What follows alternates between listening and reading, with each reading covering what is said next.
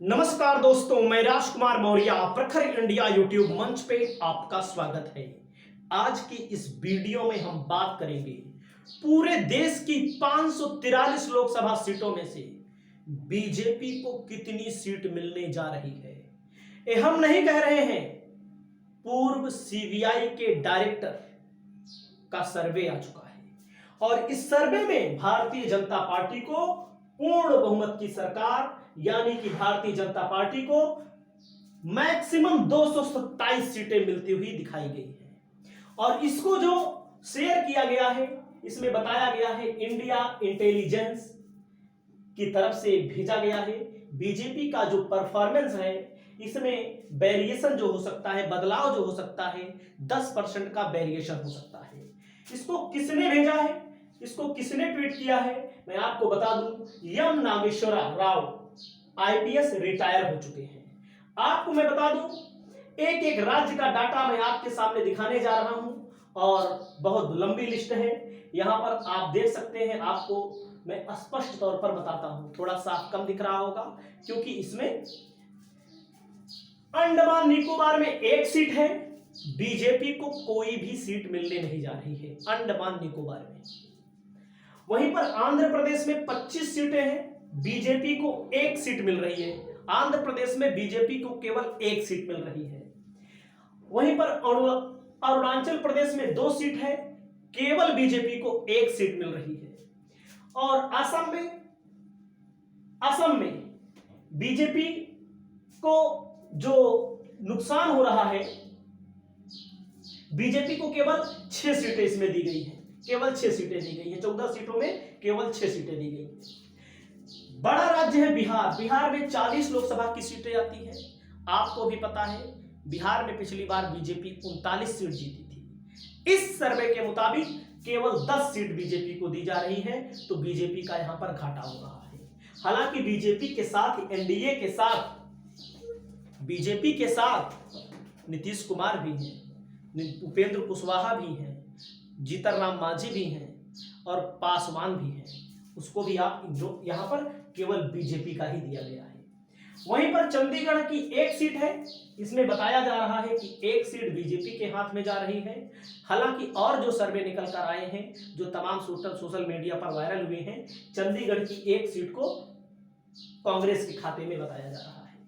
छत्तीसगढ़ की 11 सीटों में बीजेपी को 7 सीट मिल रही है। वहीं दादरा नागर हवेली दमन द्वीप की जो सीट है, 2 में से केवल एक सीट बीजेपी को मिल रही है। दिल्ली की 7 सीटों में से, जैसा कि आपने देखा, दिल्ली में आज जब मैं वीडियो बना रहा हूं, आज के आधे 1 घंटे पहले जब मैं वीडियो बना रहा हूं, तो अरविंद केजरीवाल को छोड़ दिया जाता है। अरविंद केजरीवाल को सुप्रीम कोर्ट ने छोड़ दिया। ईडी ने बहुत प्रयास किया, ईडी ने बैटिंग की बहुत तगड़ी, लेकिन कहीं ना कहीं ईडी और बीजेपी को बहुत बड़ा झटका लगा हुआ है। यहाँ पर गोवा की 2 सीटें हैं, एक बीजेपी के पाले में जा रही है। गुजरात की 26 सीटें हैं, इसमें बताया गया है केवल 20 सीटें बीजेपी के पाले में जा रही हैं, जो पिछली बार 26 की 26, 2014 और 2019 में बीजेपी गुजरात में जीत चुकी है। इस बात से आप इनकार नहीं कर सकते हैं, बीजेपी बहुत मजबूत है। हरियाणा में 10 सीटें हैं, हरियाणा की 10 सीटों में 6 बीजेपी के पास जा रही हैं और तमाम ओपिनियन पोल आ रहे हैं बीजेपी को हरियाणा में बड़ी दिक्कत हो रही है। पिछली बार बीजेपी ने 10 की 10 जीती थी, इस बार 10 में से 6 यहां पर ज्यादा दिया जा रहा है। हमारे हिसाब से बीजेपी को हो सकता है यहां पर 5 ही सीट मिले, नहीं 2 ही सीट मिले, नहीं तो 1 को ना मिले भी हो सकता है। हिमाचल प्रदेश की 4 सीटों में केवल 2 सीटें बीजेपी को मिल रही हैं। झारखंड की 14 लोकसभा की सीटों में अरविंद केजरीवाल से पहले हेमंत सोरेन को जेल में डाला गया बीजेपी के द्वारा। यहां पर कितनी सीटें मिल रही हैं? 14 सीटों में से 6 सीटें झारखंड में बीजेपी को मिल रही हैं। कर्नाटका में 28 सीटों में बीजेपी को 12 सीटें दी जा रही हैं, जो कि तमाम ओपिनियन पोल आ रहे हैं। जो भी पोल आए हैं, बीजेपी पिछली बार 28 में 26 सीट जीती थी। इस बार बीजेपी को कर्नाटका में बड़ा नुकसान हो रहा है। कांग्रेस की सरकार है, कांग्रेस वहां पर जबरदस्त परफॉर्मेंस कर रही है और कांग्रेस को फायदा भी मिलता हुआ बताया गया है। वहीं पर हम बात करते हैं, अगला राज्य है केरला, जहां पर 20 लोकसभा की सीटें आती हैं। वैसे भी आपको पता है केरला में बीजेपी का कुछ नहीं है, बीजेपी शून्य है, बीजेपी की वहां पर कोई गिनती नहीं है। बीजेपी तीसरे चौथे पांचवें नंबर की पार्टी होगी वहां पर, और उसका कोई जनाधार वहां नहीं है। लक्षद्वीप की एक सीट है बीजेपी, सॉरी, लद्दाख की एक सीट है, वह एक सीट बीजेपी को मिल रही है। लक्षद्वीप की एक सीट है, वो बीजेपी को नहीं मिल रही है। मध्य प्रदेश की 29 सीटों में बीजेपी को 26 सीटें। पिछली बार मध्य प्रदेश में बीजेपी को 29 में 28 सीट मिल गई थी। वैसे मैं आपको बता दूं, पिछली बार जो बीजेपी थोक के भाव सीट प्राप्त की थी, मेन था उत्तर प्रदेश 64 सीट, उसके बाद गुजरात उनके पास 26 सीट है ही, मध्य प्रदेश था उसमें बड़े बड़े राज्यों की मैं बात कर रहा हूं। महाराष्ट्र में 48 में 42 था, बंगाल में 18 था, बिहार में 39 था। तो ये 400 का जो नारा है, एक बकवास के सिवा कुछ नहीं है। बीजेपी को 400 सीट नहीं मिलने वाली है। बीजेपी किसी तरह सरकार बना ले वही बड़ी बात है, और यहां तो सरकार भी नहीं बन रही है। अगला मैं आपको दिखाता हूं, महाराष्ट्र में 48 में बीजेपी को केवल 10 सीट मिलती हुई दिखाई दे रही है। सबसे हालत खराब है अगर तो बीजेपी के महाराष्ट्र में खराब है। महाराष्ट्र में बहुत बुरी दशा है बीजेपी की, क्योंकि महाराष्ट्र में दो पार्टियों को तोड़ा, बीजेपी को घाटा लग गया। मणिपुर में 2 लोकसभा की सीटें हैं, एक बीजेपी के पाले में आई गई। मिजोरम में 2 लोकसभा की सीटें हैं, सॉरी, मेघालय में 2 लोकसभा की सीटें हैं, कोई भी बीजेपी को नहीं मिल रही है। मिजोरम में 1 है, कोई भी बीजेपी को नहीं मिल रही है। और मैं आपको बता दूं, नागालैंड में 1 है, बीजेपी को कोई भी नहीं मिल रही है। उड़ीसा में 21 है, पिछली बार बीजेपी ने उड़ीसा में 8 सीट जीती थी, उड़ीसा में 8 सीट जीती थी, तो बीजेपी को उड़ीसा में 1 सीट का प्लस हो रहा है। 2019 में बीजेपी ने मैक्सिमम परफॉर्मेंस किया था, यहां पर 1 सीट बीजेपी को प्लस जा रही है। पुडुचेरी में बीजेपी की 1 सीट है, 1 सीट नहीं मिलेगी। पंजाब में 13 सीट है, 13 में 2 सीट यहां पर बीजेपी के पाले में जा सकती है। हालांकि तमाम ओपिनियन पोल भी कहते हैं कि बीजेपी का यहां खाता भी नहीं खुल सकता है।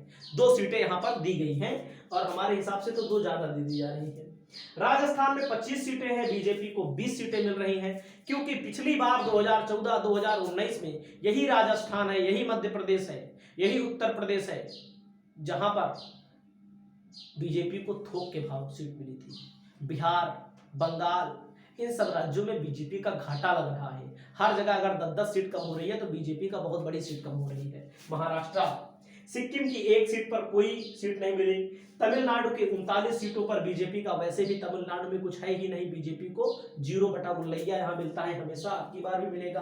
वोट ऑफ परसेंटेज बढ़ेगा, लेकिन उस वोट ऑफ परसेंटेज से सीट में तब्दील नहीं हो पाएगा। अगला नंबर आता है तेलंगाना। तेलंगाना में 17 सीटें हैं, पिछली बार बीजेपी 4 जीती थी, इस बार 5 सीटें बताई जा रही हैं। कांग्रेस की यहां पर सरकार बन चुकी है। यहां पर भारत राष्ट्र समिति तेलंगाना की तरफ से आप ओवैसी भी 1 सीट जीत रहे हैं। त्रिपुरा की 2 सीट है, 1 सीट बीजेपी के खाते में। उत्तराखंड में 5 सीट है, 3 सीट बीजेपी के खाते में, 2 हार रही है बीजेपी यहां पर। उत्तर प्रदेश में सबसे रोचक मुकाबला यहां पर है। उत्तर प्रदेश में 80 में से 50 सीट बीजेपी को मिल रही है। जो लोग कह रहे हैं 70 4 जून को मिलेंगे, तो मैं भी बोलूंगा बीजेपी को 70-70 सीट नहीं मिलेगी किसी भी कीमत पर। वो आप भी जानते हैं, हम भी जानते हैं, दुनिया जानती है। बंगाल में 42 में 20 दी जा रही है। हालांकि तमाम पोल ऐसे हैं जो ये बता रहे हैं 10 सीट 12 सीट से ज्यादा बीजेपी को नहीं मिलेगी। बीजेपी ने सबसे ज्यादा ताकत बंगाल में ही झोंकी है। बीजेपी को अपने बलबूते 227 सीटें मिल रही हैं। अब बीजेपी को दूसरों का भी सहारा लेना पड़ेगा। हालांकि इसमें उन सीटों को शामिल नहीं किया गया है जो बीजेपी की सहयोगी पार्टियां लड़ रही हैं, ऐसा हमारा मानना है, क्योंकि इसमें साफ साफ बोला गया है ना बीजेपी को कितना मिल रहा है। अब इसमें जैसे बिहार में नीतीश कुमार है, कब पलटी मार दे कोई भरोसा नहीं कि भरोसा है, कोई भरोसा नहीं नीतीश कुमार का। 2-4 सीटें जीते, इधर माल पानी ज्यादा मिले, क्योंकि उनकी पार्टी को बीजेपी खत्म करना चाहती है। भले बीजेपी के साथ गए हैं, कब पलटी मार दे कोई भरोसा नहीं है। तो ऐसे लोग हैं जो पलटी भी मार सकते हैं एनडीए की तरफ से, और इंडिया की तरफ से भी बहुत सारे लोग ऐसे हैं जो एनडीए पलटी मार सकते हैं। बीजेपी को अपने दम पर पूर्ण बहुमत नहीं मिल रहा है। बीजेपी को सहारा लेना पड़ेगा, बैसाखी का सहारा लेना पड़ेगा, तभी बीजेपी 543 में 272 सीटों का जादुई आंकड़ा छू पाएगी। अन्यथा बीजेपी के लिए परेशानी है। आपकी जो भी राय हो, आप अपनी राय बताइए। नमस्कार।